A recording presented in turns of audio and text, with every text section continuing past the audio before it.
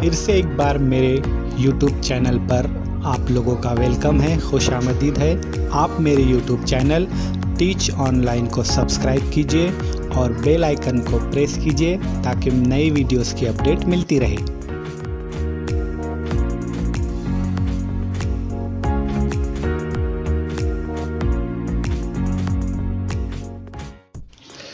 तो प्यारे बच्चों, आज हम मज़मून उर्दू में सबक नंबर 4 नेकी का असर ये पढ़ेंगे, जिसमें इमाम अबू हनीफ़ा रहमतुल्लाह अलैह के ज़िंदगी के वाक़यात बड़े ही खूबसूरत अंदाज में पेश किए गए हैं। तो आइए बच्चों, सबक को सुनते हैं। तुम कहाँ जा रहे हो बेटा? मैं एक सौदागर के पास जा रहा हूँ। अच्छा, मैं समझा तुम किसी के पास पढ़ने जा रहे हो। शहर के मशहूर आलिम की ये बात सुनकर नौजवान नोमान सोच में पड़ गया।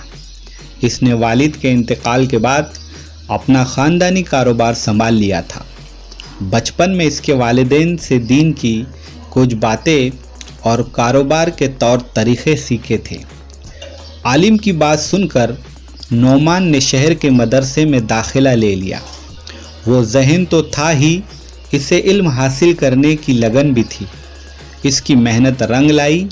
एक वक्त ऐसा आया कि इसी मदरसे के सबसे बड़े उस्ताद के इंतकाल के बाद नोमान को उस्ताद मुकर्रर किया गया। नोमान का पूरा नाम नोमान बिन साबित था। दुनिया जिसे इमाम अबू हनीफ़ा रहमतुल्लाह अलैह के नाम से भी जानती है। इमाम अबू हनीफ़ा नेक, दीनदार और खुदा से डरने वाले इंसान थे। इनकी ज़िंदगी के वाक़यात से हम बहुत कुछ सीख सकते हैं। इमाम अबू हनीफ़ा शुरू में कपड़े की तिजारत किया करते थे। एक मर्तबा इन्होंने अपने मुलाजिम को दुकान पर ले जाने के लिए कपड़े दिए तो उन्होंने देखा कपड़े की एक थान में कुछ खराबी है। इमाम अबू हनीफ़ा ने मुलाजिम से कहा, जब कोई इस कपड़े को ख़रीदे तो उसे ये ख़राबी बता देना और कम दामों में फ़रोख्त करना। शाम में मुलाजिम ने उन्हें दिन भर की कमाई हुई रकम दी तो इमाम साहब ने पूछा, क्या तुमने इस कपड़े की ख़राबी ग्राहक को बताई थी? मुलाजिम ने कहा, माफ़ कीजिए, ये बात तो मैं उसे बताना भूल गया। ये सुनकर इमाम साहब अफसोस करने लगे। उन्होंने उस दिन की सारी कमाई सदका कर दी। इमाम अबू हनीफ़ा ने ज़िंदगी भर शोहरत और दौलत से दूर रहकर दीन की खिदमत की। इन्होंने अपने इल्म से लोगों को फ़ायदा पहुंचाया। आम लोगों के साथ भी इनका बर्ताव नेक होता था। इमाम अबू हनीफ़ा के पड़ोस में एक शख्स रहता था जिसे गाने बजाने का शौक़ था। रात में देर तक इसके शोर की वजह से इमाम साहब को अच्छी तरह सो नहीं पाते थे। पड़ोसियों ने इस शख्स को समझाया कि इस तरह इमाम साहब को परेशान न किया करो, मगर इस शख्स ने लोगों की एक न सुनी। एक रात गाने बजाने की आवाज़ सुनाई न दी तो इमाम साहब ने पड़ोसियों से इस शख्स के बारे में पूछा।